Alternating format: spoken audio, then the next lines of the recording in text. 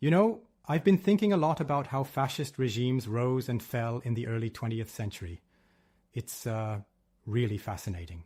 Yeah, it's a complex topic. So what exactly is fascism? Well, fascism is an authoritarian, nationalist ideology that rejects democracy and promotes extreme state control. It glorifies a strong leader and often suppresses individual freedoms. So like all power concentrated in one person or party? Exactly. They eliminate political opposition, control the media, Right. and use propaganda to manipulate public opinion. But why did people support fascism at first? Well, after World War I, many countries were facing economic crises and political chaos. These fascist leaders promised economic recovery and national pride. They restored order in times of uncertainty. So they appealed to people's desire for stability and pride? Exactly. But, you know, the irony is that while they promised strength, their regimes often relied on fear and oppression, which eventually led to their downfall. Yeah. Can we talk about some specific examples like Mussolini in Italy? Sure. Mussolini founded the first fascist state in Italy around 1922. He ruled under the slogan, "Everything in the state, nothing outside the state." Right. He eliminated democracy, jailed opponents, and pushed for militarism and expansion. He even invaded Ethiopia, didn't he? Exactly.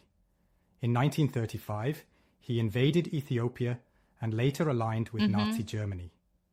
He wanted to restore Italy's former glory, like the Roman Empire.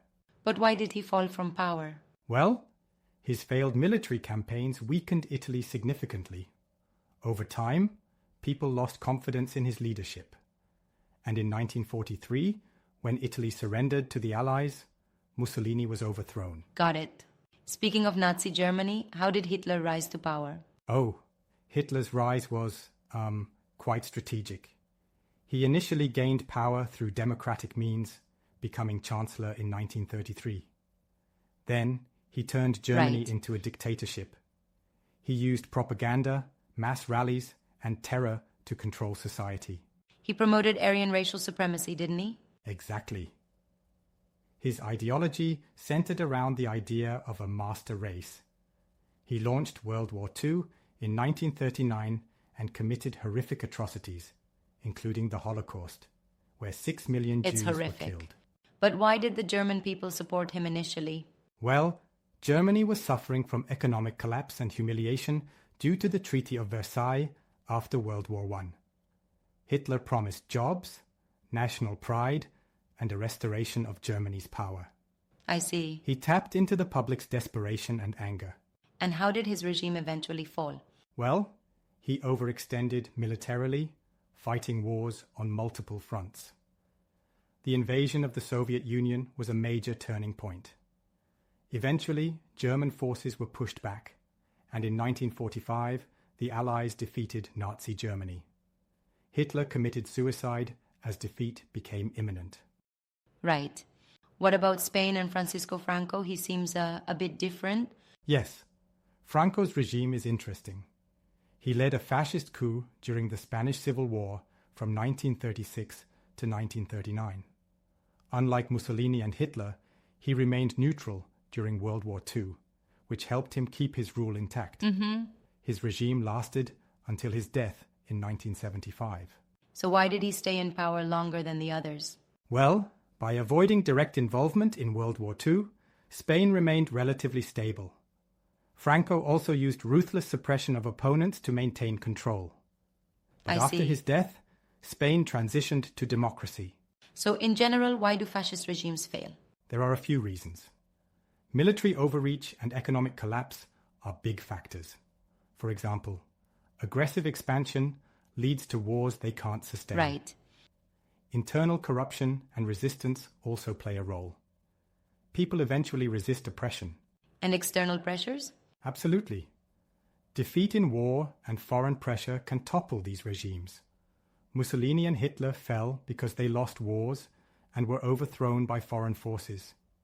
Even Franco's Spain had to reform to avoid international isolation. Makes sense.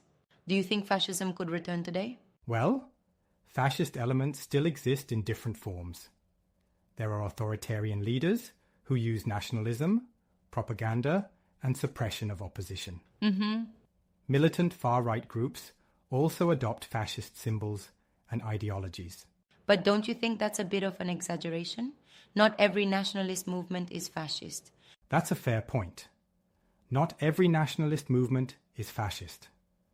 But the concern is when nationalism combines with authoritarianism Right. and suppression of freedoms. It's important to recognize the warning signs.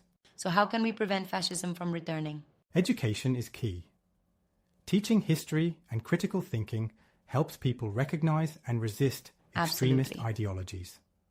Strong democratic institutions and active political participation are also crucial. And freedom of the press, right?